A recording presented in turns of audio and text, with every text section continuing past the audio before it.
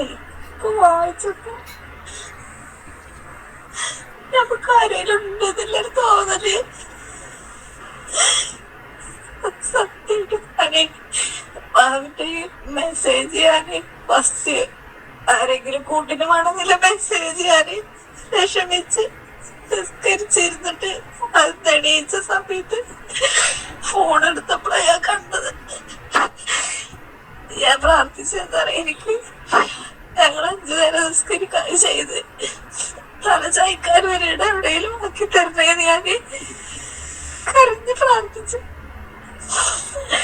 അപ്പോഴാണ് ഞാൻ ഈ മെസ്സേജ് കണ്ടത്. സത്യമായിട്ട് പറയാം ഒരു വഴിയില്ല എനിക്ക്. ഞാൻ കരഞ്ഞ് പറഞ്ഞത് എനിക്ക് ഒരാളോട് പറയാല്ല, ഒരു വഴിയുമില്ല. എന്തെങ്കിലും വഴി എന്നെ സൃഷ്ടിച്ച അള്ളാഹുവിനെ കാണിച്ചു തരണേന്ന് ഞാൻ പ്രാർത്ഥിച്ചു. നമ്മുടെ വിഷമറിഞ്ഞ ആരെങ്കിലും ഒക്കെ ഉണ്ടാവുന്ന എനിക്കറിയാം. നമ്മൾക്ക് ആരോടെ പറയാ എങ്ങനെ പറയാ ഒന്നും അറിയില്ല. ഇതുവരെ ആരെയും ഒന്നും അറിയിക്കാതെ അങ്ങനെ ജയിച്ച് എല്ലാവർക്കും പിന്നെ എന്താ പറയാ സെയിം വിഷമം അനുഭവിച്ചുകൊണ്ട് നിങ്ങൾക്ക് അത് മനസ്സിലാകും. മറ്റുള്ളവർക്ക് അത് കഥ പോലെ തോന്നുള്ളൂ. നമ്മളിങ്ങനെ ചിരിച്ച് കളിച്ച് പിന്നെ നമുക്കൊരു കൂടുമ്പണ്ടാൻ പറ്റൂല, പുറത്തു പോകാൻ പറ്റൂല, അങ്ങനത്തേക്ക് അങ്ങനെ ഒറ്റപ്പെട്ട് ആദ്യം അങ്ങനെയാണ് വീട്ടിനുള്ളിൽ തയ്ച്ച് സമയമല്ല പോകാന്. പക്ഷെ ഞാനൊരിക്കലും ആത്മഹത്യ ചെയ്യൂല. നമ്മളീ ഗസ്റ്റിലെ കണ്ടിട്ടില്ലേ കുഞ്ഞു മക്കളൊക്കെ ബോംബിടുമ്പോഴും ഒക്കെ അവര് സഹിച്ചു നിക്കണില്ലേ? അവർക്ക് ഭക്ഷണം ഉണ്ടോ? അവർക്ക് കിടക്കാനൊരിടണ്ടോ? ഇല്ലല്ലോ. നമ്മളിലേറെ കഷ്ടപ്പെടുന്ന ഒരു ലോകത്തില്ലേ? പിന്നെ കൊല്ലാണെങ്കിൽ കൊല്ലട്ടെ, അല്ലാതെ എനിക്കതൊന്നും മാറണ ഒരു പേടി തോന്നണില്ല. ജീവിക്കാനാണ് മുന്നോട്ട് പേടി തോന്നുന്നത്. കാരണം എനിക്ക് എല്ലാവരും സ്നേഹിക്കാനും കഴിയുള്ളൂ, എല്ലാരോടും നല്ലതിൽ നിൽക്കുക. ഇന്ന് വരെ ഞാൻ ആരോടൊരു പിണങ്ങി നിൽക്കുക, ഞാൻ ആർക്കൊരു ബുദ്ധിമുട്ടുണ്ടാക്കിയിട്ടില്ല. എനിക്ക് എന്ത് മറ്റുള്ളവരെ വിഷമം കണ്ട് ഞാൻ കരയുള്ളൂ. എനിക്കൊന്നും ചെയ്യാൻ അവർക്ക് പറ്റണില്ലല്ലോ എന്ന് ആലോചിച്ചിട്ട് മാമിന്റെ വീഡിയോ ഒക്കെ കാണുമ്പോ ഞാൻ ആദ്യത്തെ എങ്ങനെ കരുതും എല്ലാവരും കാണുമ്പോഴും അവർക്ക് എവിടെയെങ്കിലും ഒരു പിടിവള്ളി ഉണ്ട്, മക്കളോ അല്ലെങ്കിൽ ഇരിക്കാനൊരു വീടോ എന്തെങ്കിലുമൊക്കെ.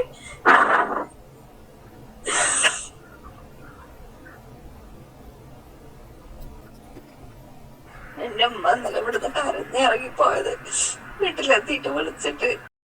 ഇന്ന് ശരിക്കും പറഞ്ഞിട്ടുണ്ടെങ്കിൽ ഒരു ഭയങ്കര കൊലസ ഡേ ആയിരുന്നു കേട്ടോ.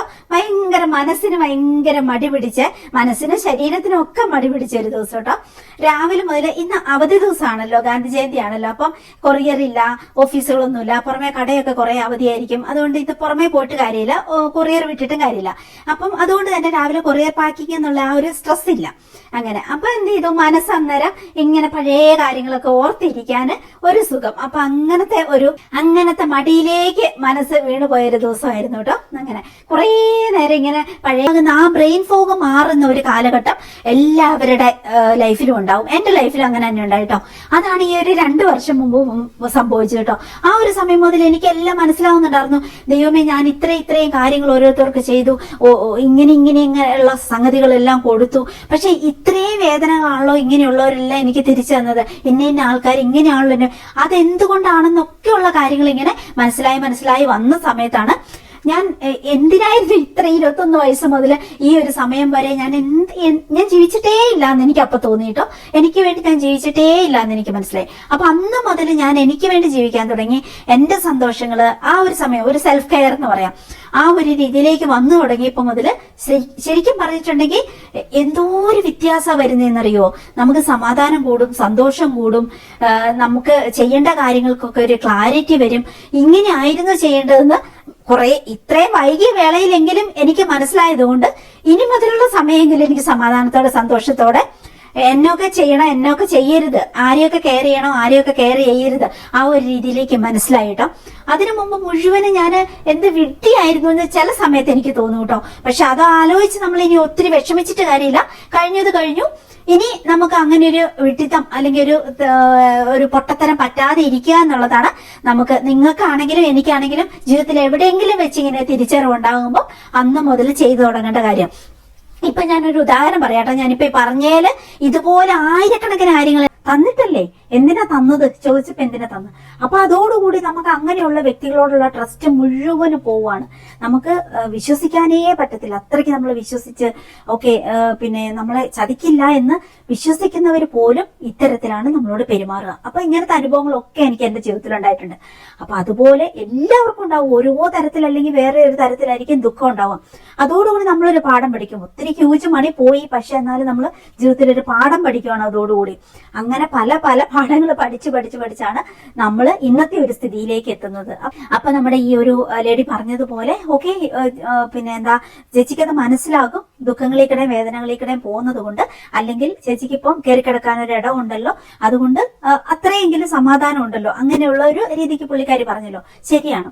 ഈ ഒരു അവസ്ഥയിലേക്ക് ഇപ്പം നമുക്ക് വീടുണ്ട്, നമുക്ക് ഫ്രീഡം ഉണ്ട്, നമുക്ക് നമ്മുടേതായ കാര്യങ്ങളുണ്ട്, കാഴ്ചപ്പാടുകളുണ്ട്, നമുക്ക് ഒരാളോട് നോ പറയാൻ അറിയാം, അല്ലെങ്കിൽ ലെസ് പറയാൻ അറിയാം. ആ ഒരു രീതിയിലേക്ക് നമ്മൾ എത്തണമെങ്കിൽ, അത്രയും ഒരു സ്ട്രെങ്തോടു കൂടി നമ്മൾ എത്തിപ്പെടണമെങ്കിൽ അതിന്റെ പുറകിൽ ഒത്തിരി വേദനകള്, യാതനകള്, വിഷമങ്ങള്, അങ്ങനെ ഒന്നും പറയണ്ട. എന്തോ ഒരു പാനിക് അറ്റാക്ക്, തകർന്ന് തരിപ്പണമായത്, കരച്ചിലുകള്, ഉറങ്ങാൻ പറ്റാത്ത ദിവസങ്ങള്, ഇങ്ങനത്തെ ഒക്കെ കുറേ ഇതിൽ കൂടെ കടന്നു പോയിട്ടാണ് നമ്മൾ ജീവിതം അങ്ങനെ ഒരുക്കി വാർത്ത് പഠിപ്പിച്ച് ഈ ഒരു സ്റ്റേജിൽ എത്തിക്കുക. എല്ലാവരുടെ ജീവിതത്തിലും ഉണ്ടാവും അങ്ങനെ കുറേ പതനങ്ങള്, കുറെ അനുഭവങ്ങള്, കുറെ വേദനകള്, വിഷമങ്ങള്. ഇതൊന്നും ഇല്ലാത്തവരും ഉണ്ട് കേട്ടോ. ജീവിതത്തില് ഗോൾഡൻ സ്പൂൺ ആയിട്ട് ജനിച്ച് തുടക്കം മുതലേ പാരന്റ്സിന്റെ കെയറും സ്നേഹവും ഒക്കെ കിട്ടി, ധനവും അങ്ങനെ എല്ലാം കിട്ടി, ഒരു കുഴപ്പമില്ലാതെ വളർന്നു വരുന്നവരൊക്കെ ഉണ്ട് കേട്ടോ. ഒരു പ്രശ്നങ്ങൾ ജീവിതത്തിൽ, ഒരു ബാധ്യതകളോ പ്രശ്നങ്ങളോ ഒന്നുമില്ല, എല്ലാവരിൽ നിന്ന് സ്നേഹം കിട്ടി, അങ്ങനെ ജീവിതത്തെ അങ്ങനെ സ്മൂത്ത് ആയിട്ട് പോകുന്നവരും ഉണ്ട് കേട്ടോ. അതൊക്കെ ഒരു എന്താ പറയാ, കർമ്മം അല്ലെങ്കിൽ മുൻജന്മ സുഹൃതം എന്നൊക്കെ നമ്മൾ പറയില്ല. ചിലപ്പോ അങ്ങനെയൊക്കെ ഉണ്ടാവും, നമുക്കറിയത്തില്ല. ചിലപ്പോ അല്ലായിരിക്കും, ഓരോരുത്തര് വിധി എന്നൊക്കെ നമ്മൾ പറയത്തില്ല, അങ്ങനെയൊക്കെ ആയിരിക്കും.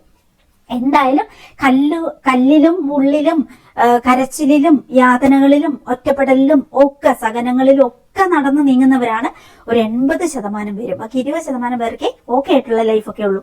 അങ്ങനെയാണ്. അപ്പൊ അങ്ങനത്തെ സ്റ്റേജുകളിലൂടെ ഒക്കെ കടന്നുപോയ വ്യക്തിയാണ് ഞാൻ.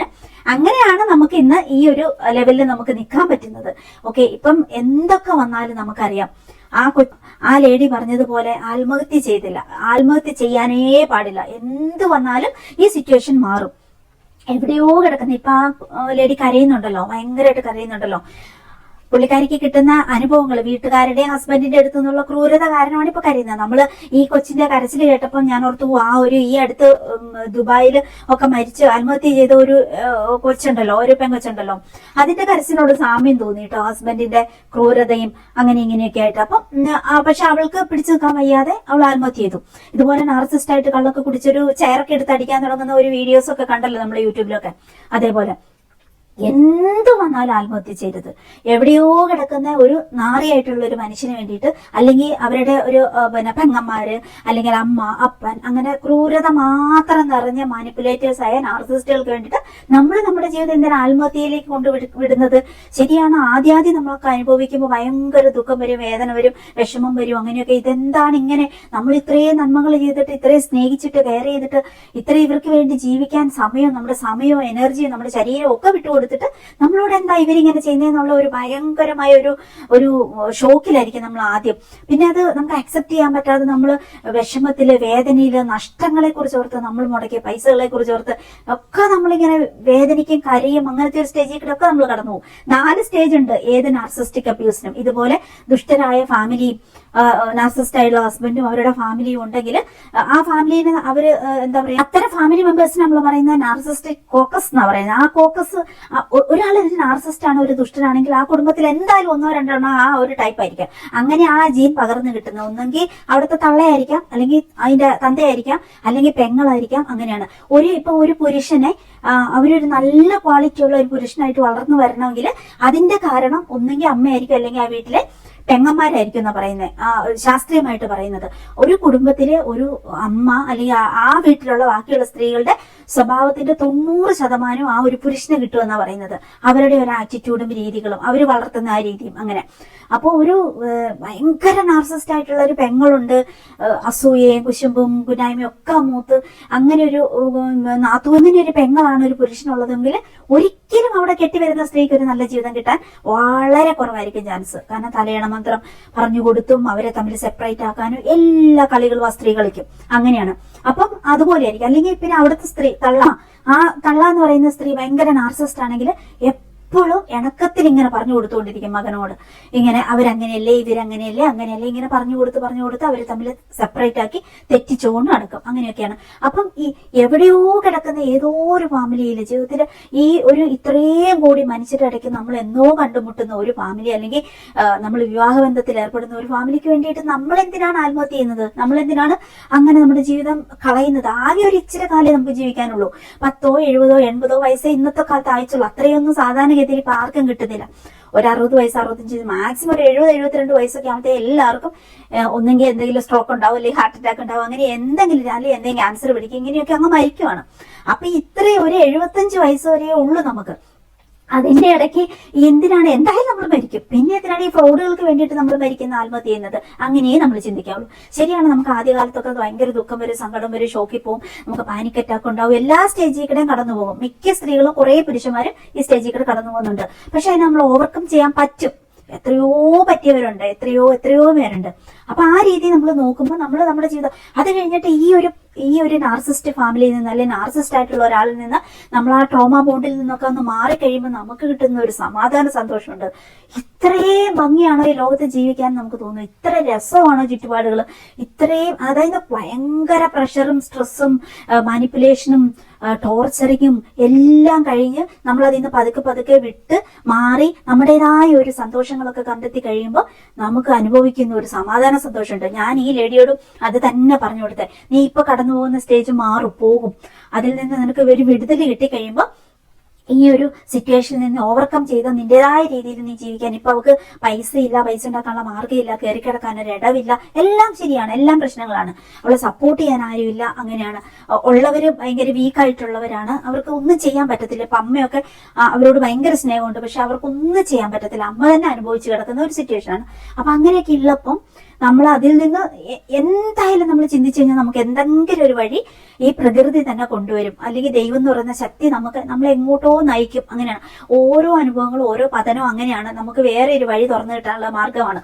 അപ്പൊ അതുകൊണ്ട് പല മാർഗങ്ങൾ അവൾക്ക് ആരോടെങ്കിലും അവൾ സപ്പോർട്ട് ചെയ്യിക്കുമ്പോൾ ഏതെങ്കിലും ജെന്യൂൻ ആയിട്ടുള്ള പേഴ്സന്റെ അടുത്ത് അവൾ എത്തിച്ചേരും. അപ്പൊ അവരവരെ ഡയറക്റ്റ് ചെയ്യും, എന്ത് ചെയ്യണം, എങ്ങോട്ട് പോകണം, എന്ത് ചെയ്യണം എന്ന്. അങ്ങനെ ആയിരിക്കും അവർക്കൊരു വഴി തുറന്നു കിട്ടുന്നത്. അങ്ങനെ അവർ ആ ജീവിതത്തിൽ നിന്ന് പച്ച പിടിച്ച് ഈ ദുഃഖങ്ങൾ വേദനകളൊക്കെ മറന്നു കഴിയുമ്പോൾ, ഫ്രോഡായിട്ടുള്ള ആ ഫാമിലിയിൽ നിന്ന് മാറിക്കഴിയുമ്പോൾ അവർക്ക് കിട്ടുന്ന ഒരു ആശ്വാസമുണ്ട്.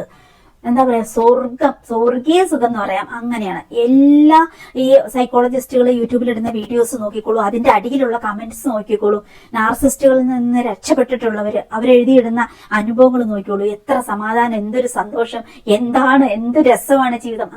അങ്ങനെയാണത് ആ ട്രോമ ബോർഡിൽ നിന്ന് മാറിക്കഴിയുമ്പോൾ അവര് നമ്മളെ ഇട്ട് കുഴച്ച് പിഴിഞ്ഞ് വേദനിപ്പിച്ച് ഒറ്റപ്പെടുത്തി ദുരിതങ്ങളിലേക്ക് എടുത്തെറിഞ്ഞ് അങ്ങനെ നമ്മളെ കുറിച്ച് അപവാദം പറഞ്ഞ് നുണ പറഞ്ഞ് ഉണ്ടാക്കുന്ന ആ ഒരു നാർസിസ്റ്റ് ഫാമിലി. അങ്ങനെ അതിൽ നിന്ന് രക്ഷപ്പെട്ട് കഴിയുമ്പോൾ ജീവിതത്തിൽ എന്തെങ്കിലും ഒരു മാർഗങ്ങൾ തെളിഞ്ഞു കിട്ടും. പൈസയ്ക്കും ജീവിക്കാനും, അല്ലെങ്കിൽ നമുക്ക് മുമ്പിൽ വരുന്ന ഒത്തിരി കടമകളുണ്ടല്ലോ, അതിനൊക്കെ ഓവർകം ചെയ്ത് നമുക്ക് പ്രകൃതി എന്തായാലും ഒരു മാർഗം ഒരുക്കും, ഉറപ്പായിട്ടും. അല്ലാതെ നമ്മൾ ആദ്യമേ ചാടിക്കേറി മൊത്തം ദുഃഖമാണ് അപ്പൊ ഞാൻ ആത്മഹത്യ ചെയ്തേക്കാം, അങ്ങനെയല്ല ചെയ്യേണ്ടത്. നമ്മുടെ ദുഃഖങ്ങൾ നമുക്ക് ജെന്യുവൻ ആയിട്ടുള്ള ആൾക്കാരോട് പറയാം. ഒന്നെങ്കിൽ ഒരു സൈക്കോളജിസ്റ്റിന്റെ കൺസൾട്ടേഷൻ എടുക്കുക.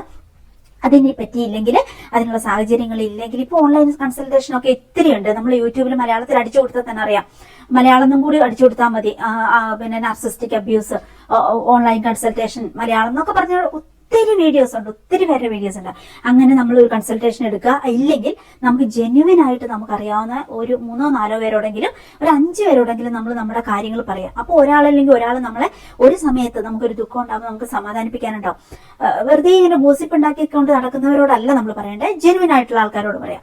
അപ്പൊ അങ്ങനെയുള്ളവർ നമ്മുടെ ജീവിതത്തിലേക്ക് നമ്മൾ പിന്നെ എനിക്കിങ്ങനെ ദുഃഖം ഉണ്ടോന്ന് കേൾക്കുമെന്ന് ചോദിച്ചാൽ അങ്ങനെ അറിയുന്ന ഒത്തിരി പേരുണ്ട്. പ്രത്യേകിച്ച് ഇപ്പൊ യൂട്യൂബിലൊക്കെ നോക്കുവാണെങ്കിൽ ഒത്തിരി പേര് വീഡിയോസ് ഇടുന്നുണ്ട്, അല്ലെ ഒത്തിരി ഇങ്ങനെ ബ്ലോഗ് ഒക്കെ ചെയ്യുന്നവരുണ്ട്. അപ്പൊ അവരുടെയൊക്കെ നമ്പർ മിക്കവരുടെ അങ്ങനെ കൊടുത്തിട്ടുണ്ടാവും. അപ്പൊ അവരെ കോൺടാക്ട് ചെയ്യാൻ നമുക്ക് എളുപ്പമാണ്. അങ്ങനെയുള്ളവരോട് നമുക്ക് സംസാരിക്കാൻ പറ്റും. എല്ലാവരും അങ്ങനെ കേട്ടോണമെന്നില്ല, പക്ഷെ കേൾക്കുന്നവരും ഉണ്ട്, സമാധാനിപ്പിക്കുന്നവരുണ്ട്, ഡയറക്റ്റ് ചെയ്യുന്നവരുണ്ട്. അങ്ങനെയുള്ളവരോട് നമ്മൾ സംസാരിക്കാം. ഏതെങ്കിലും ഒരു സമയത്ത് അവർ ഓക്കെ അല്ലാന്ന് നമുക്ക് തോന്നിയാൽ നമ്മളെ മിസ്ലീഡ് ചെയ്യുവാന്ന് കണ്ടിട്ടുണ്ടെങ്കിൽ നമ്മൾ അതിൽ നിന്ന് മാറുക. ഇനിയും ഒരു കുഴിയിൽ നിന്ന് വീണ്ടും പടുകുഴിയിലേക്ക് പോകരുത്, അതായത് എരുതിയിൽ നിന്ന് വറചട്ടിയിലേക്ക് പോകരുത്, അങ്ങനെ ഒരു രീതിയിലേക്ക് പോകരുത്. അങ്ങനെ അതൊക്കെ കുറെ അനുഭവങ്ങൾ കൊണ്ട് നമുക്കിങ്ങനെ എന്താ പറയാ, കുറെ കരച്ചിലും കുറെ വേദനയിലും കുറെ അനുഭവങ്ങൾ കൂടി നമ്മളെ ജീവിതം ഇങ്ങനെ രൂപപ്പെടുത്തി വരുമ്പോൾ നമുക്ക് മനസ്സിലാകും ആരാണ് ജെന്യുവിൻ ആരാണ് മോശം എന്നുള്ളത്. അങ്ങനെ ഒരു രീതിയിലേക്ക് വരുമ്പോൾ നമുക്ക് നമ്മുടെ മുമ്പിൽ ഒരു വഴി തുറന്നു കിട്ടും. അങ്ങനെയാണ് നമ്മൾ പോകേണ്ടത്. നമ്മുടെ ദുഃഖങ്ങൾ കുറയും. അങ്ങനെ എത്രയോ പേരാണ് ഇതുപോലെ മെസ്സേജ് വിടുന്നത്. എനിക്ക് മേ ബി നമ്മുടെ വീഡിയോസ് കണ്ടിട്ട് നമ്മളോട് സംസാരിക്കാമെന്ന് അവർക്ക് തോന്നുന്നുകൊണ്ടായിരിക്കാം.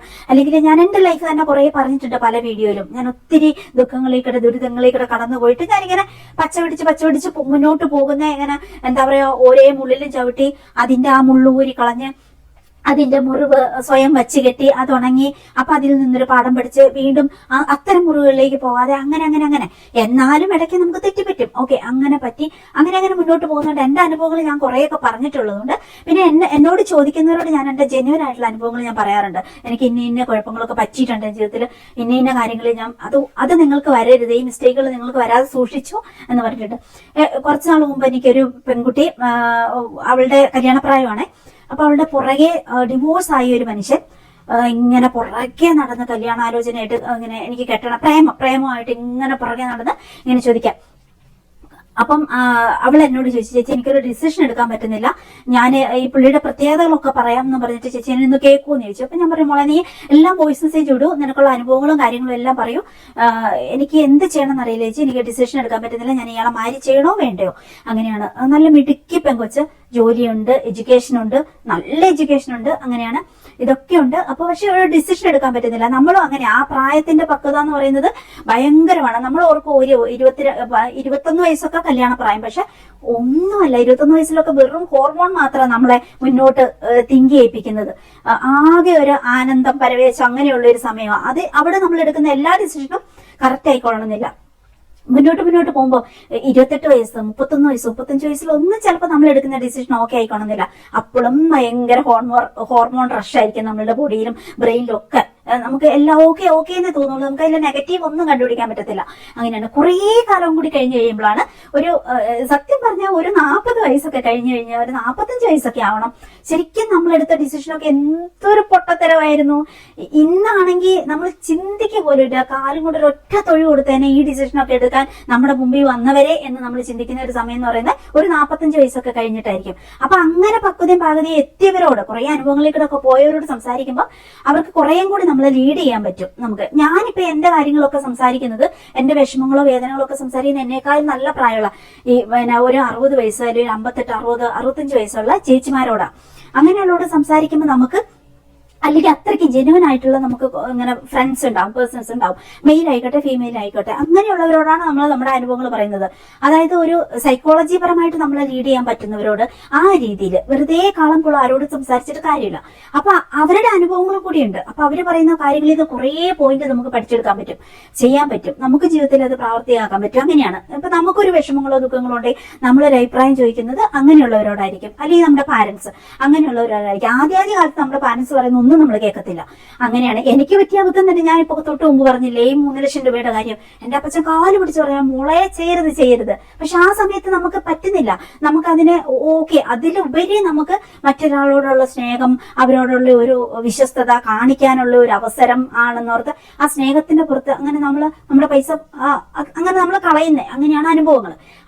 അപ്പം ഈ പങ്കുച്ചിങ്ങനെ ചോദിച്ചതിനോട്, ചേച്ചി എനിക്കൊരു ഡിസിഷൻ എടുക്കാൻ പറ്റുന്നില്ല, ഞാൻ എന്നാ ചെയ്യേണ്ടതെന്നുള്ളത്. അപ്പം ഈ കൊച്ചു പറയണ കേട്ടിട്ട് പോയിന്റ് ബൈ പോയിന്റ് ആയിട്ട് പറഞ്ഞപ്പോൾ ഞാൻ ആദ്യം തന്നെ അവളോട് പറഞ്ഞു, എനിക്ക് മനസ്സിലായിടത്തോളം ഇയാൾ ഇന്ന പ്രത്യേകതയുള്ള ഈ ലൈഫ് ഒരിക്കലും നിനക്ക് നല്ലതായിട്ട് കിട്ടത്തില്ല.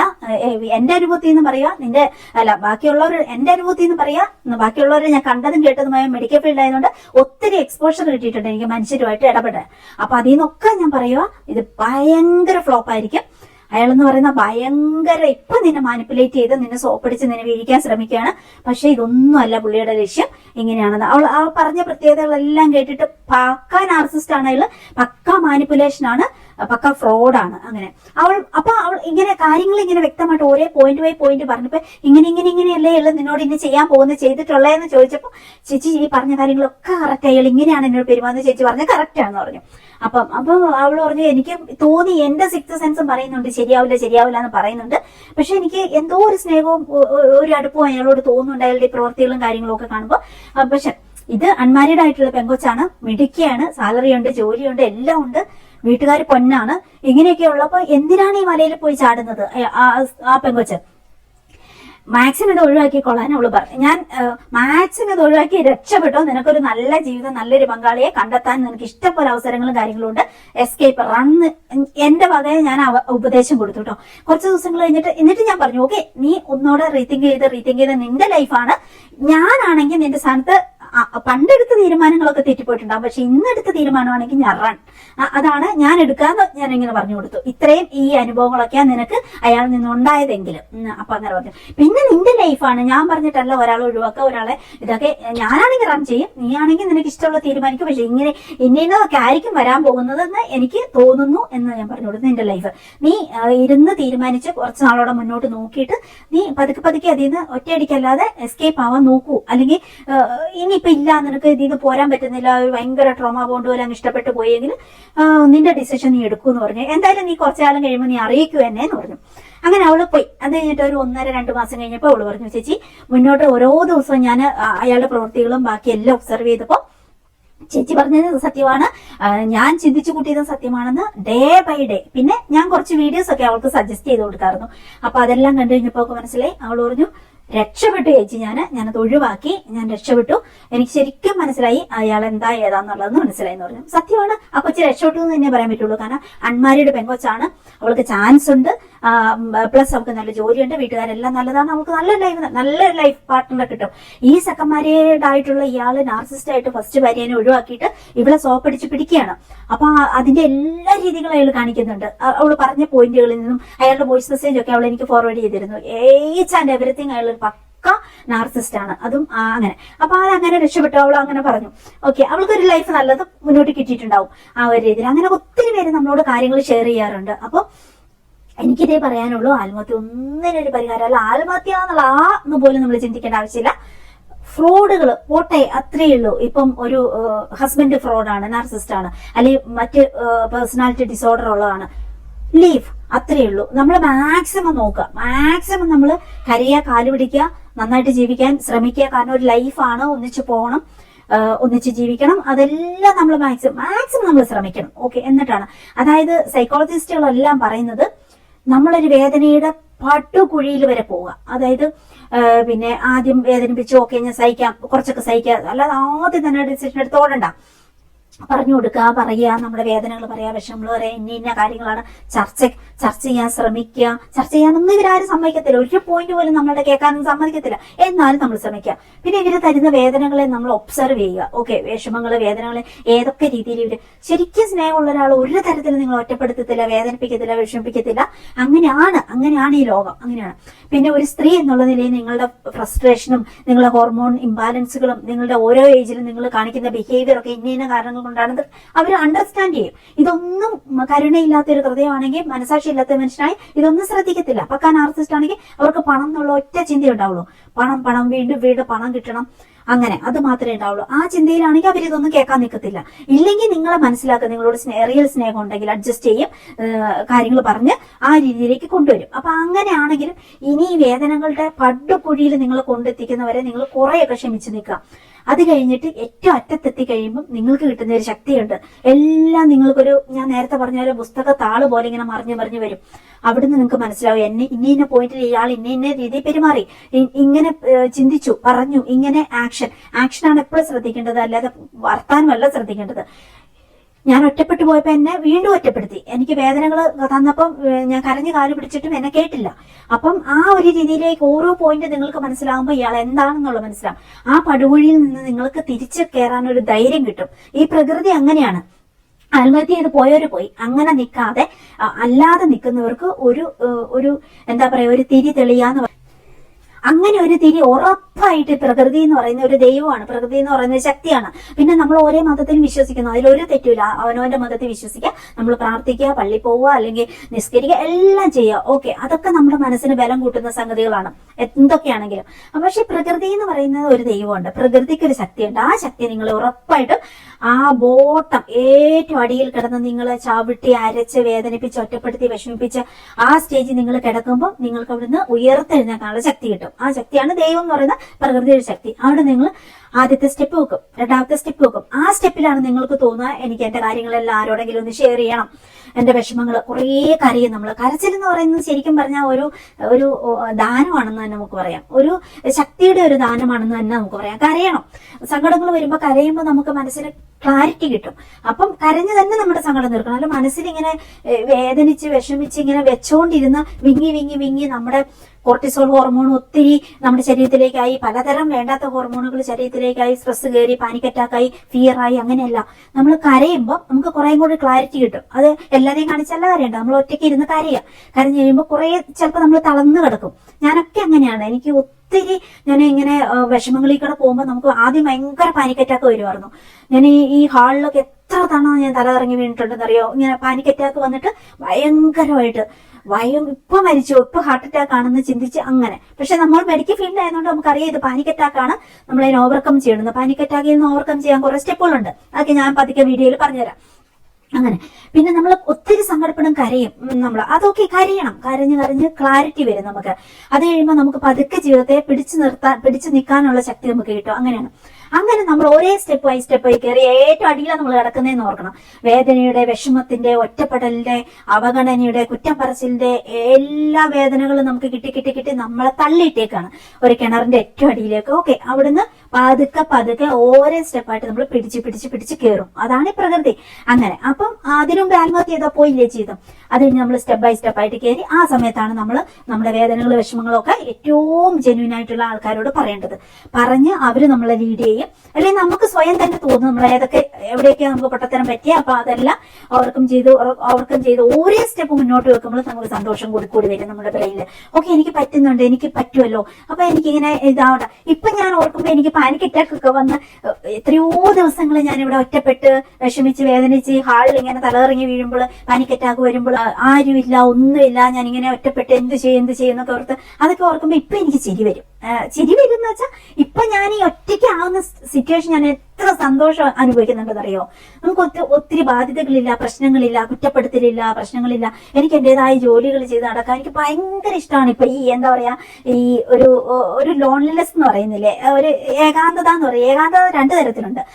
ഭയങ്കര വിഷമത്തിലേക്ക് പോകുന്ന ഒരു ഏകാന്തതയുണ്ട്. അങ്ങനെയല്ല, നമുക്ക് ഈ എംപ്റ്റിനെസ് എൻജോയ് ചെയ്യാൻ പറ്റുന്ന, അതായത് നമ്മുടെ കാര്യങ്ങളൊക്കെ ഓക്കെ ആയിട്ട് നടക്കാം, നമുക്ക് പാട്ട് പാടാം, ഡാൻസ് കളിക്കാം, നമുക്ക് ഇഷ്ടമുള്ളതൊക്കെ ചെയ്യാം. കുറെ പ്രതിബന്ധങ്ങൾ നമുക്കില്ലാതെ ഇങ്ങനെ നമുക്ക് നമ്മുടേതായ കാര്യങ്ങൾ ചെയ്യാൻ പറ്റുന്ന ഒരു സിറ്റുവേഷൻസ് ആണത്. അതിലേക്ക് എത്തിപ്പെടാൻ ഭയങ്കര പാടാണ്. എത്തിപ്പെടാൻ കുറെ സ്റ്റെപ്പുകളുണ്ട്. നമ്മൾ ആദ്യം ഈ പറഞ്ഞ പോലെയൊക്കെ ഭയങ്കര വിഷമമാണ്, വേദനയാണ്, നമ്മുടെ ചുറ്റും ആരും ഇല്ലാത്ത ഭയങ്കര പ്രശ്നമാണെന്നൊക്കെ തോന്നിയ ഒരു സ്റ്റേജുകളുണ്ട്. അതൊന്നും അല്ല. നമ്മുടെ ചുറ്റും ആരും ഇല്ലെങ്കിൽ നമുക്ക് ഓക്കെ നമ്മുടെ ജോലികൾ ചെയ്ത് നടക്കാൻ നമുക്ക് കുറെ ഫ്രീ ടൈം കിട്ടും. നമുക്കൊക്കെ ചെയ്യാമെന്ന് തോന്നുന്ന ഒരു സ്റ്റേജിലേക്ക് വന്നു കഴിയുമ്പോൾ നമുക്ക് എന്ത് രസമാണെന്നറിയോ ആ ഒരു സ്റ്റേജ് എന്ന് പറയുന്നത്. അപ്പൊ നമുക്ക് ഒരിക്കലും നമുക്ക് അന്നേരം പാനിക് അറ്റാക്ക് ഉണ്ടാവില്ല, ഫിയർ കയറത്തില്ല, അയ്യോ ഒറ്റയ്ക്കാണ് ഞാൻ എന്ത് ചെയ്യും എന്നുള്ള അതൊന്നുമില്ല. ഈ ഇങ്ങനെ അങ്ങനെ ആ സ്റ്റേജിൽ കൂടെ വന്നു കഴിയുമ്പോൾ ഒറ്റപ്പെടൽ ഭയങ്കര ധൈര്യമാവും. നമുക്ക് ഒറ്റയ്ക്കാണ്, ഓക്കെ സിറ്റുവേഷൻ അങ്ങനെയാണ്, അവരങ്ങനെ പോട്ടെ, നമുക്കൊരു ധൈര്യം ഉണ്ടല്ലോ, നമുക്ക് നിൽക്കാൻ പറ്റുമല്ലോ, നമ്മൾ സേഫ് ആണ്. അങ്ങനെ നമ്മൾ ചിന്തിച്ച് കഴിയുമ്പോൾ അത് നമുക്ക് എൻജോയ് ചെയ്യാൻ പറ്റും. ആ സിറ്റുവേഷൻസ് ഭയങ്കര രസമാണ്. ആ ഒരു സ്റ്റേജിലേക്ക് നമ്മൾ എത്തിക്കഴിയുമ്പോൾ, എത്തുന്ന വരെ കഠിനമാണ്, എത്തിക്കഴിയുമ്പോൾ നല്ല രസമാണ്. അങ്ങനെയാണ്. അപ്പം ഇങ്ങനെ ഓരോ സ്റ്റെപ്പ് കയറി നമ്മൾ ഈ ഒരു പാതാളക്കുഴിയിൽ നിന്ന് പുറത്തു വന്നു കഴിയുമ്പോൾ എന്തൊരു ക്ലാരിറ്റിയായി ലോകത്തിന് തോന്നും, എന്തൊരു രസമാണെന്ന് തോന്നും. നമുക്ക് നമ്മളെ തന്നെ സെൽഫ് കെയർ ചെയ്യാൻ തോന്നും. ചെറിയ കാര്യങ്ങളിലേക്കിടെ ആയിരിക്കും, നീ മിടുക്കിയാണ്, നീ ഇത്രയും വിഷമങ്ങളിലേക്കൂടെ പോയിട്ട് നിനക്ക് രക്ഷപ്പെടാൻ പറ്റിയല്ലോ എന്നുള്ള ചിന്തയായിരിക്കും. അപ്പൊ അത് തന്നെ നമുക്കൊരു ധൈര്യമാണ്, നീ സ്ട്രോങ് ആണ്, നമുക്ക് സ്വയം തോന്നുന്ന ഒരു കോൺഫിഡൻസ് ഉണ്ട്. അങ്ങനെ പിന്നെ നമുക്ക് നമുക്ക് ജീവിക്കാനുള്ള മാർഗം, മറ്റുള്ളവരെ ഡിപ്പെൻഡ് ചെയ്യാതെ. മിക്ക സ്ത്രീകളുടെ അവസ്ഥ അതാണ്. ഹസ്ബൻഡിനെ ഡിപ്പെൻഡ് ചെയ്ത് എല്ലാത്തിനും, ഒരു കൺവെൻഷൻ മേടിക്കണമെങ്കിൽ, ഒരു ക്യൂട്ടെക്സ് മേടിക്കണമെങ്കിൽ എല്ലാത്തിനും ഹസ്ബൻഡിനെ ഇങ്ങനെ ഡിപ്പെൻഡ് ചെയ്യണം. അപ്പൊ അവർക്ക് പുച്ഛമായിരിക്കും. കുറെ കഴിയുമ്പോൾ സ്നേഹമുള്ളവരുണ്ട്, ഒരു 20% അവര് ഭയങ്കരമായിട്ട് തരും. അങ്ങനെയാണ്. പക്ഷെ ഇല്ലാത്തവരുണ്ട്.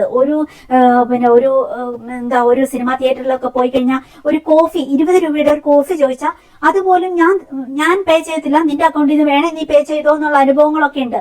അപ്പൊ അതുപോലെയൊക്കെ നമ്മൾ കേൾക്കേണ്ടി വരുന്ന അനുഭവങ്ങൾ ഒക്കെ ഉണ്ടാവും. നമ്മൾ ഇൻഡിപെൻഡന്റ് അല്ലെങ്കിൽ, നമുക്ക് ഫിനാൻഷ്യൽ ഫ്രീഡം ഇല്ലെങ്കിൽ, അങ്ങനെയൊക്കെയാണ്. ഇപ്പൊ ഫ്രീഡം ഉണ്ടെങ്കിൽ പോലും നമ്മൾ അങ്ങനെ കേൾക്കേണ്ടി വരും. അപ്പൊ ഒന്ന് ആലോചിച്ച് നോക്കുക, ഫ്രീഡവും കൂടി, ഫിനാൻഷ്യൽ ഫ്രീഡവും കൂടി ഇല്ലെങ്കിൽ ഉള്ള അവസ്ഥ. അപ്പൊ നമ്മൾ ഏതെങ്കിലും ഒരു മാർഗം കണ്ടുപിടിക്കുക, ജോലി ചെയ്യുക. ജോലി ചെയ്യുന്നത് എല്ലാം കൊണ്ടും നല്ലതാണ്. നമുക്ക് പൈസ കിട്ടും, നമുക്ക് സൗന്ദര്യം കൂടും, ഹെൽത്ത് കൂടും. അങ്ങനെയാണ്. ചുമ്മാ മടി പിടിച്ച് ഏത് സമയം തിങ്ക് ചെയ്ത് നമ്മുടെ ശരീരത്തിലേക്ക് എപ്പോഴും സ്ട്രെസ് ഹോർമോൺ റിലീസ് ആയിക്കൊണ്ടിരിക്കും. അതെന്തിനാ? അതിന് പകരം നമ്മൾ ജോലി ചെയ്ത് നടക്കുകയാണെങ്കിൽ ചിലപ്പോൾ കുറച്ച് ചെടികൾ നടുന്നതായിരിക്കും, പക്ഷികളെ വളർത്തുന്നതായിരിക്കും, എല്ലാത്തിലും നമുക്ക് സന്തോഷം കിട്ടും. എന്നിട്ട് അതിൽ നിന്ന് ഒരു വരുമാനം ഉണ്ടാക്കാൻ എന്തെങ്കിലും മാർഗം ഉണ്ടോ എന്ന് അന്വേഷിക്കാലോ. അപ്പൊ ആ രീതിയിലേക്ക് അങ്ങനെ, അല്ലെങ്കിൽ ഹോം മെയ്ഡ് ആയിട്ടുള്ള സാധനങ്ങളൊക്കെ ഉണ്ടാക്കി വിൽക്കാം. അങ്ങനെ എന്തെങ്കിലും കുറച്ചൊക്കെ ആയിട്ട് റീസെയിൽ എല്ലാവരും ചെയ്യുന്നവരാണ്. ഇപ്പൊ എന്റെ കയ്യിൽ നിന്നൊക്കെ എന്തോ ഒരു പ്രൊഡക്റ്റ് റീസെയിൽ ചെയ്യാൻ എല്ലാവരും എടുക്കുന്നതെന്ന് അറിയോ? കസ്തൂരി മഞ്ഞൾ എടുക്കും. ആദ്യം 5 പാക്ക് ആയിരിക്കും അവർ എടുക്കുന്നത്, അല്ലെങ്കിൽ 10 പാക്ക് ഒക്കെ എടുക്കുമ്പോൾ എന്നോട് ചോദിക്കാം, എനിക്ക് പൈസ കുറച്ച് വെച്ച് എനിക്ക് എന്നെ റീസെയിൽ ചെയ്യാനാണ്. ഞാൻ ഓക്കെ പറയും, ഞാൻ പൈസ കുറച്ച് കൊടുക്കും. അപ്പൊ അവരങ്ങനെ എടുക്കും. 10 ബോഡി മോയ്സ്ചർ ആയിരിക്കും, 10 ബ്യൂട്ടി ഓയിൽ ആയിരിക്കും എന്റെ അടുത്ത് എടുക്കുന്നത്. എത്ര പേര് അങ്ങനെ എടുക്കുന്നതെന്നറിയാം. ഒരു മാർഗമാണ് അവർക്ക്. ഭയങ്കരമായിട്ട് സക്സസ് ആയ യൂട്യൂബോ ചാനലുകളോ ഒന്നും ഉണ്ടാവില്ല അവർക്ക്. ചുറ്റുപാടും കൊടുക്കുവര്. ഞാനിങ്ങനെ ഒരു ചേച്ചിന്റെ അടുത്ത് നിന്ന് മേടിച്ചാണ്, അപ്പം നല്ലതാണ്, നോക്കുന്നോ ഇത് ഉപയോഗിക്കുന്നോ എന്ന് ചോദിച്ചാൽ, അപ്പൊ ഞാൻ അതിൽ പ്രിന്റ് ചെയ്തേക്കണ വിലയായിരിക്കും അവർ മേടിക്കുന്നത്. പക്ഷെ അതിലും കുറച്ചാണ് ഞാൻ അവർക്ക് കൊടുക്കുന്നത്. അപ്പൊ ഒരു ബോട്ടിലിൽ നിന്ന് അവർക്ക് ഒരു 100 രൂപ ലാഭം കിട്ടിയിട്ടുണ്ടെങ്കിൽ, അല്ലെങ്കിൽ ഒരു 50 രൂപ ലാഭം കിട്ടിയിട്ടുണ്ടെങ്കിൽ അവർക്കൊരു പോക്കറ്റ് മണിയായില്ലേ. ഒരു സാധനം ലിപ്സ്റ്റിക് മേടിക്കാനുള്ള പൈസ, ഒരു ഡ്രസ്സ് മേടിക്കാനുള്ള പൈസ അവരങ്ങനെ 10 എണ്ണം വിറ്റ് അവർക്ക് കിട്ടും. അങ്ങനെ ചുറ്റുപാട് അവർ കൊടുക്കും. അപ്പൊ ആ ചുറ്റുപാടുള്ളവർ അടുത്ത ആൾക്കാരോട് പറയും. എന്നിട്ട് ആ കൂടെ അവർ പറയും. എന്നോട് കുറേ ലേഡീസ് പറഞ്ഞു, ചേച്ചി 10 എണ്ണം ഞാൻ ചേച്ചിന്റെ അടുത്ത് മേടിച്ചു, എന്നിട്ട് 10 എണ്ണം ഞാൻ കൊടുത്തവരോടെല്ലാം പറഞ്ഞു, അടുത്ത 10 പേരോട് നിങ്ങൾ പറയണേ, എന്നിട്ട് എന്നോട് ചോദിക്കണേ, മേടിക്കണേ. അങ്ങനെ എനിക്കിപ്പോ എത്ര ഓർഡർ കിട്ടുന്നുണ്ടെന്ന് അറിയോ ചേച്ചി? ഭയങ്കര ഉപകാരം എനിക്ക് ചേച്ചി, കുറച്ച് പൈസ കുറച്ച് തന്നുകൊണ്ടെന്ന്. അങ്ങനെ ഞാൻ ഒത്തിരി പേരെ സഹായിക്കുന്നുണ്ട്.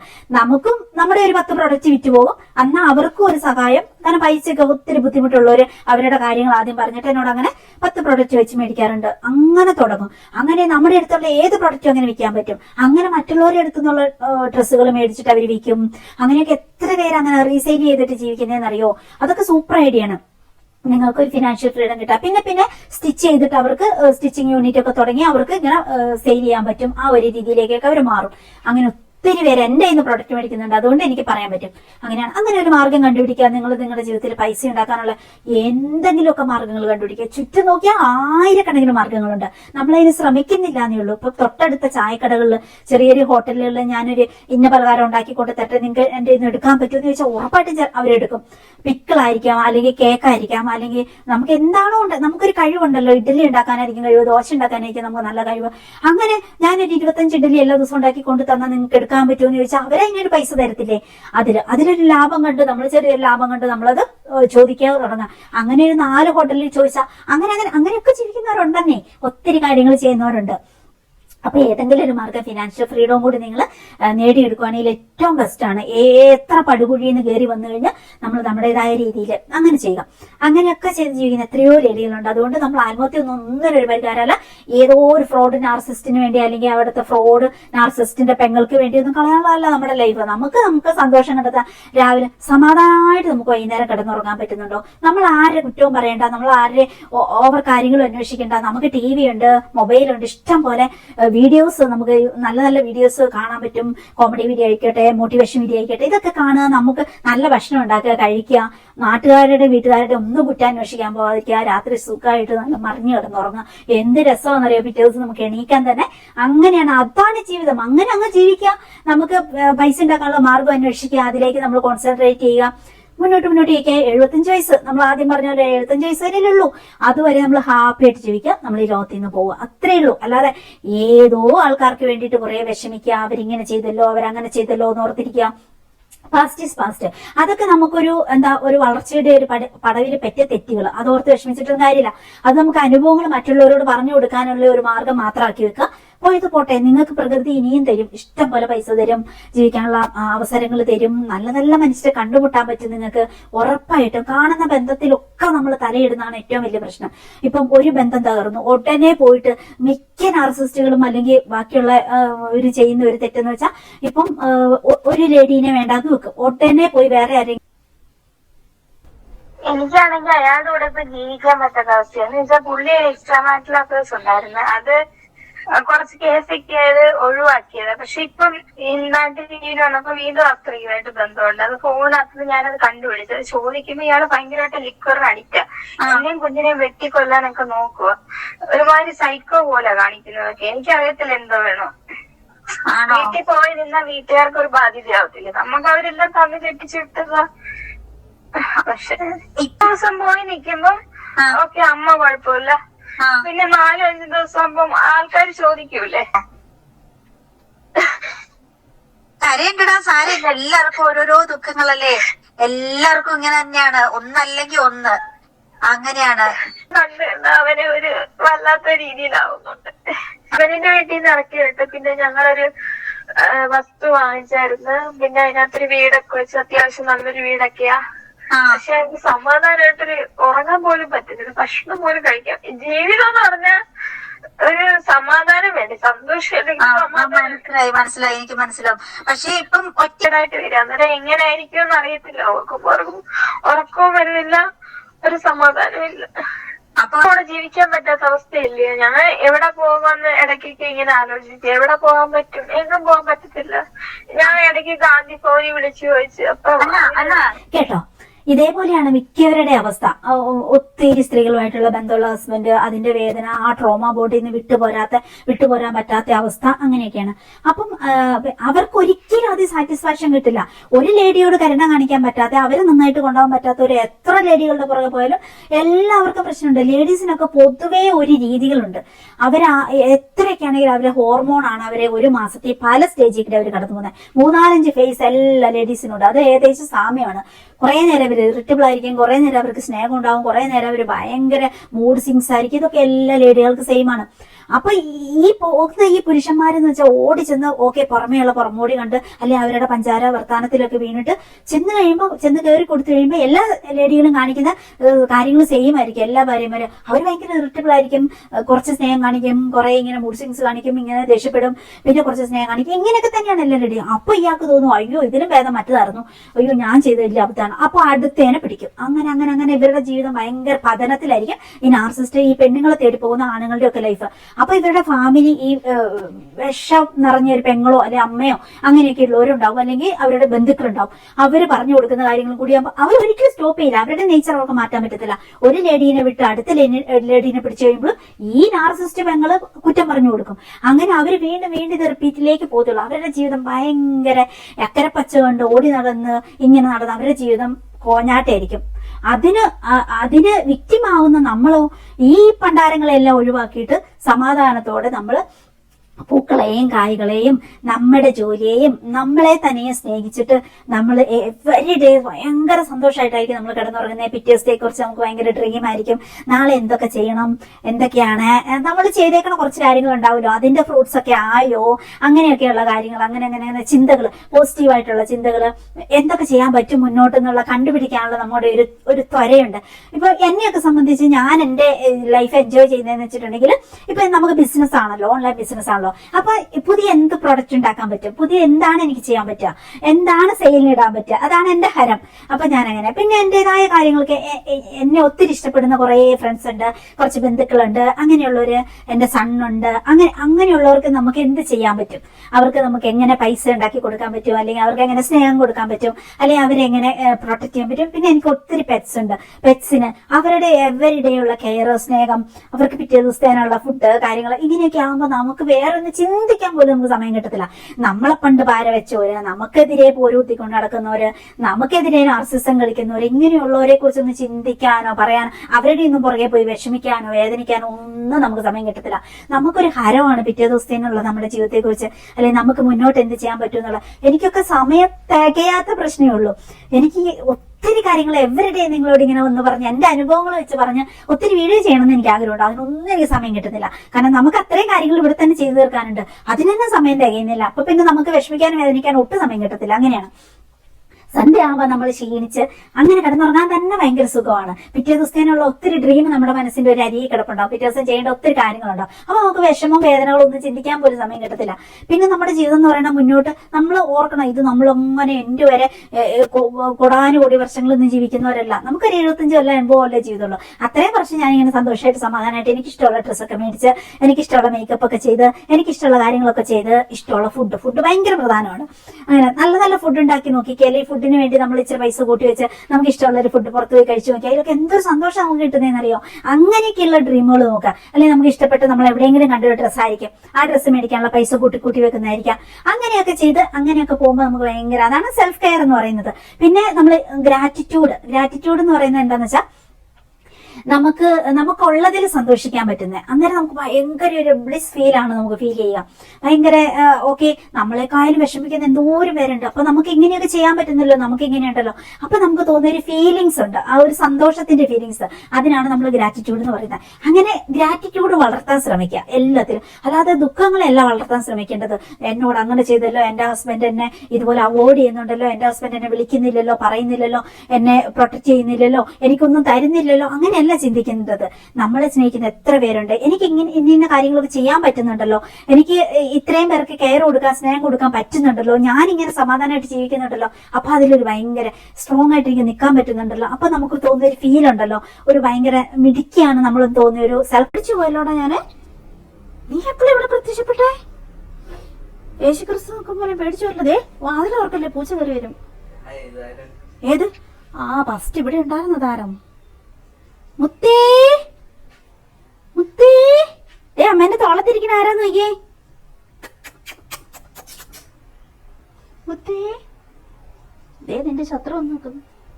റിയോ ഇല്ലേ, നിന്റെ മൂക്ക് ഒടിച്ചു പോയോ? എന്തിയപ്പാ? പിടിക്കപ്പാ, കണ്ടുപിടിക്ക്. ആ ഭാഗത്തെവിടെയോ ഉണ്ട്, ചത്തെടുപ്പുണ്ടോ, നല്ല മണം വരുന്നുണ്ട്. മാറിക്കടാ, അതിനൊന്നും എടുക്കട്ടെ.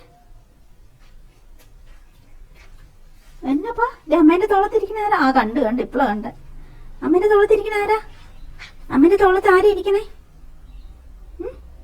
എടാ, ഇതിനെ നോക്കി കരയുന്നടാ, എന്റെ തോളത്തോട്ട് നോക്കി കരയുന്നു. ആരിപ്പത്? കൊച്ചിനെ പിടിച്ച് തിന്നണോ? വാലാട്ടം നോക്കടാ, ക്യാച്ചിന് മുമ്പുള്ള വാലാട്ട. അതാരായിരിക്കും? നിന്റെ ചക്ര. എന്റെ ഫോണേന്ന് മാറിക്കേ. മീഷോയില് കേറി. നീ എങ്ങോട്ടാ പോണേ?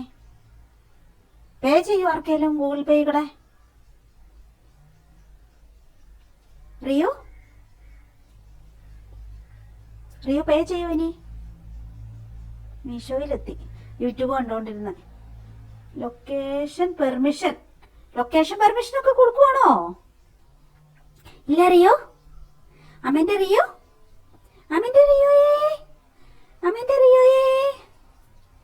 ഇനി അത് കൊത്തിക്കൊണ്ടുപോ. മുത്തേ, അമ്മയ്ക്ക് പാക്ക് ചെയ്യാനുള്ളതാ. കമേലി പാക്ക് ചെയ്യണം, മണിമുല്ല ഉണ്ട്, പൊന്നാങ്കണ്ണി ഉണ്ട്, ബ്ലീഡിംഗ് ഹാർട്ട് ഉണ്ട്, റംഗൂൺ ക്രീപ്പർ ഉണ്ട്. അതെല്ലാം പാക്ക് ചെയ്യാനുള്ള. വേറെ ഒരാൾക്ക് ഇവിടെ ഒരു കമേലി പാക്ക് ചെയ്യാനുണ്ട്. ഇതൊക്കെ അമ്മ പാക്ക് ചെയ്യട്ടെ. റിയോ മുത്തേ, പാസ്വേഡ് ഇട്ട് തുറക്കുവോ എന്റെ ഫോണ്? ഫോണേക്കൂടെ ഊരിണ്ട് നടക്കുക. പാസ്വേഡ് ഇട്ട് തുറക്കുവോ നീ എന്റെ ഫോണ്?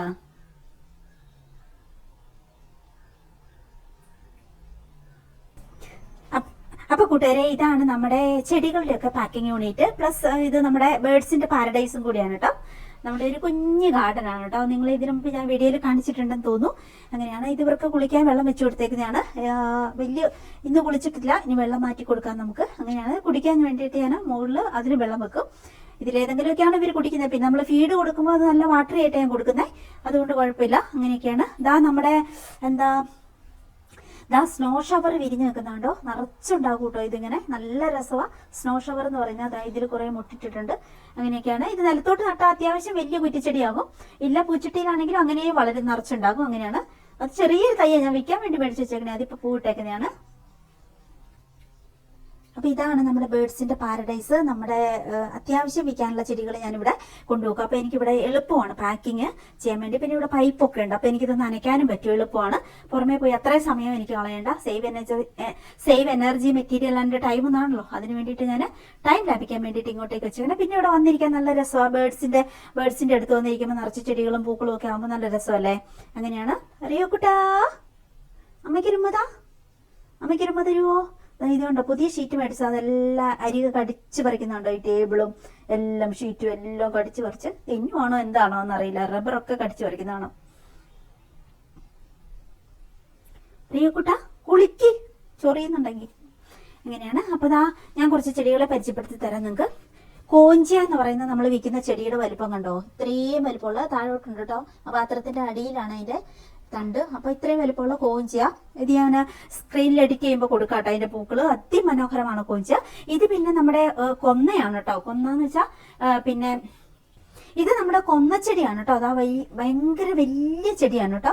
അത് ഞാൻ സെയിലിന് ഇട്ടേക്കുന്നതാണേ. അടിപൊളിയാണ് കേട്ടോ. അതിലെ പൂക്കള് നിറച്ച് കനേഡിയൻ കൊന്ന പറയുന്ന നല്ല രസമല്ലേ അതിന്റെ പൂക്കള് കാണാൻ. അതിന്റെ തൈകള് ഞാൻ പിന്നെ നമ്മുടെ ചൈന ഡോൾ എന്ന് പറയുന്ന ആ തിളക്കമുള്ള ഇലയുള്ള അതിന്റെയാണ്. അത് ഞാൻ സെയിലിന് ഇട്ടേക്കുന്നതാണ് കേട്ടോ. അടിപൊളിയാണ് കേട്ടോ. അവനെ മേടിച്ച് വെച്ചാൽ ഒരു 2 മാസം കൊണ്ട് വലിയൊരു മരം പോലെയാകും. അടിപൊളിയാണ്. അത്യാവശ്യം ഒരു വലിയ വലിപ്പമുള്ള പൂച്ചട്ടിയിലേക്ക് മേടിച്ച് വെച്ചാൽ മതി. ഒന്നും പറയണ്ട, എന്ത് രസമാണ്. ഞാൻ നമ്മുടെ വീടിന്റെ മുമ്പിൽ നിൽക്കുന്നത് ഇതിന്റെ സൈഡിൽ എഡിറ്റ് ചെയ്യുമ്പോൾ ചേർക്കാം കേട്ടോ. കണ്ടു നോക്കൂ. ഇത് പിന്നെ നമ്മുടെ കമേലിയുടെ പ്ലാന്റ്സ് ആണ്. ഇത്രയും വലിയ തൈകളാണ് നമ്മൾ കൊടുക്കുന്നത്. വലിയ തൈകളാണ് കൊടുക്കുന്നത്. അപ്പൊ കണ്ടോ, അത്ര വലിയ തൈകൾ ഇഷ്ടംപോലെ ഓർഡർ ചെയ്ത് വന്നിട്ടുണ്ടല്ലോ. അതെല്ലാം നമുക്ക് പാക്ക് ചെയ്യണം. ഇത് പിന്നെ നമ്മുടെ മണിമുല്ലയുടെ തൈകളാണ്. എന്തായാലും നിങ്ങൾക്ക് പിടിച്ചു കിട്ടും, ഉറപ്പാണ്. അത്രയും നല്ല ഹെൽത്തി ആയിട്ടുള്ള പ്ലാന്റ്സ് ആണ് നമ്മൾ കൊടുക്കുന്നത്. അടിപൊളിയാണ്. അത് ബ്ലീഡിംഗ് ഹാർട്ട് ഒക്കെ ഉണ്ട് അവിടെ. ഇവിടെ റംബൂൺ ക്രീപ്പർ പുതുതായിട്ട് നമ്മുടെ മുറ്റത്ത് വിരിഞ്ഞു തുടങ്ങിയിട്ടുണ്ട്. ഞാൻ കാണിച്ചു തരാം. അടിപൊളിയാണ്. റംബൂൺ ക്രീപ്പർ വേഗം മേടിച്ചു നട്ടുള്ളൂ കേട്ടോ. നല്ല ഹെൽത്തി ആയിട്ടുള്ള വലിയ തൈകളാണ് നമ്മൾ കൊടുക്കുന്നത്. അപ്പൊ അങ്ങനെ എവിടെയൊക്കെ ഞാൻ തൈകൾ സെയിൽ ചെയ്യാനുള്ളത് എടുത്തു വെച്ചേക്കുന്നതാണ് കേട്ടോ. ഇത് നമ്മൾ നേരത്തെ കണ്ട നമ്മൾ നേരത്തെ കണ്ട സ്നോ വൈറ്റ് അതിന്റെ തൈകളാണേ. അങ്ങനെയൊക്കെ. ഇത് പിന്നെ കർട്ടൻ പ്ലാന്റ് ആണ് കേട്ടോ. അടിപൊളിയാണ് കേട്ടോ കർട്ടൻ പ്ലാന്റ്. എന്റെ ദൈവം, നമ്മുടെ വീടിന്റെ പുറകിലൊക്കെ ഉണ്ട്. എന്ത് രസമാണെന്നറിയോ കർട്ടൻ പ്ലാന്റ്. ഞാൻ ഇവിടെ സ്ക്രീനിൽ കൊടുക്കാം. ഇതൊക്കെ മേടിച്ച നട്ടില് ഭയങ്കര നഷ്ടമാണ് കേട്ടോ. കൂട്ടുകാരെ മേടിച്ച നട്ടുള്ളൂ കേട്ടോ. ഇത് പിന്നെ നമ്മുടെ നല്ല ഭംഗിയുള്ള റെഡ് ചെത്തി ആട്ടോ. നല്ല ചോര ചുവപ്പുള്ള റെഡ് ചെത്തി. നമ്മളൊരു ഓറഞ്ച് കളർ മഞ്ഞ കളറൊക്കെ അല്ലേ കണ്ടിട്ടുള്ളത്. ഇത് പക്ഷെ നല്ല ചോര ചെത്തിയാണ് കേട്ടോ. ഈ അടിപൊളിയാണ്. വലിയ തൈകളാണ്. ഇത് മേടിച്ച് നട്ടുള്ളൂ കേട്ടോ. ഇത് ഭയങ്കര റേറ്റ് കുറവല്ലേ, നല്ല രസമല്ലേ. ഇത് നിറച്ചേത് കാലത്തും പൂക്കളുണ്ടായി നിൽക്കും. അതുകൊണ്ട് അടിപൊളിയല്ലേ. ഇത് പിന്നെ നമ്മുടെ വെരിഗേറ്റഡ് ആണ്. നമ്മുടെ എന്താ പറയാ സൺഡേ മൺഡേ ആ ചെടിയുടെ വെരിഗേറ്റഡ് വേർഷൻ ആണ്. അടിപൊളിയാണ് കേട്ടോ. നിറച്ച് പൂക്കളുണ്ടാവും നമ്മുടെ മുറ്റത്ത്. എന്നാ പിന്നെ ഞാൻ ഈ പാക്കിംഗ് സെക്ഷനിലേക്ക് പോട്ടെ. അത്രയും ചെടികൾ കമേലിയും ബാക്കിയുള്ളതൊക്കെ പാക്ക് ചെയ്യാനുണ്ടല്ലോ. എന്നിട്ട് നമുക്ക് ഇനി ഷോപ്പിങ്ങിന് പോകാനുണ്ട്. ബാക്കിയെല്ലാം പാക്ക് ചെയ്ത് വെച്ചിട്ട് സെൻഡ് ചെയ്യാൻ ബെനിച്ചേട്ടൻ്റെ അടുത്ത് കൊടുത്തു വിടും. ഞങ്ങൾക്ക് കുറച്ച് ഷോപ്പിങ്ങും കാര്യങ്ങളും ഒക്കെ ഉണ്ട്. അപ്പൊ അതിന് വേണ്ടിയിട്ട് ഞാൻ പോകും. താഴെ കശിന്റെ ഒക്കെ തോട്ടമാണ്. പിന്നെ അതിന്റെ അങ്ങ് താഴെ വയലാണ്. അങ്ങനെയൊക്കെയാണ്. നല്ല രസമാണ് ഇവിടെ നിന്നുള്ള വ്യൂ. മഴക്കാലത്തൊക്കെ ഇവിടെ വന്നൊക്കെ എന്ത് രസമാണെന്നറിയോ. മഴ പെയ്യുമ്പോൾ താഴേക്ക് അടിപൊളിയാണ്. താഴെ മുഴുവൻ താഴെ കാപ്പി വിരിയുമ്പോഴത്തേക്ക് നല്ല സ്മെല്ലാണേ. അതങ്ങനെ. പിന്നെ നിറച്ച് പ്ലാവും കവുങ്ങും തെങ്ങും ഒക്കെ ആയതുകൊണ്ട് നല്ല രസമാണ് ഇവിടെ നിന്നുള്ള വ്യൂ. ഭയങ്കര രസമാണ്. മഴക്കാലത്താണ് ഇവിടെ വന്ന് നിൽക്കാൻ ഏറ്റവും രസം കേട്ടോ. ഞാനൊരു സൂത്രം കാണിച്ചു തരാവേ. ചില്ല് മാറ്റണ്ടല്ലോ. ഞാനൊരു സൂത്രം കാണിച്ചു തരാം. നമ്മുടെ ചിക്കു താഴേന്ന് വളർന്ന് കയറിയേക്കണേ. എന്തോരം കായ്കളാ ഉണ്ടായേക്കണേന്നറിയോ. പക്ഷെ ഇത് ഇത്രയും പൊക്കത്തിലേക്ക് വന്നേക്കണോണ്ട് നിങ്ങൾക്ക് കാണാമെന്നറിയില്ല. ഒരു ശേഖരത്തിൽ തന്നെയുള്ളതാണ് ഇത്. നിറച്ച് കണ്ടോ, ഒരു ശേഖരത്തിൽ തന്നെയുള്ളതാണ് ഇത്. ഒരു രക്ഷയില്ല. ഇത് പറിക്കാൻ ദൂരെ നിന്ന് വലിയ തോട്ടി എടുത്തിട്ട് വേണം പറിക്കാന്. പിന്നെ അത് കുറേ വീണ് പോകും. അങ്ങനെയൊക്കെയാണ്. എന്തോരം ഇതുപോലെ എത്ര ശകരങ്ങളാണെന്നറിയോ. നിറച്ച് ചിക്കു ഉണ്ടായിട്ടുണ്ട്. എന്തൊരു മധുരമാണെന്നറിയോ. തേൻ മധുര. ഇച്ചിരിയോട് വളർന്നു കയറിയ നമുക്ക് ഇവിടെ നിന്നിട്ട് പറിച്ചെടുക്കാം. ഞാൻ അതാണ് പ്രതീക്ഷിക്കുന്നത്. ഇവിടെ നിന്നിട്ട് അങ്ങ് പറിക്കാമെന്ന്. താഴത്തെ നിലയിൽ നിന്ന് വളർന്നു കയറി വന്നേക്കുന്ന ഇത്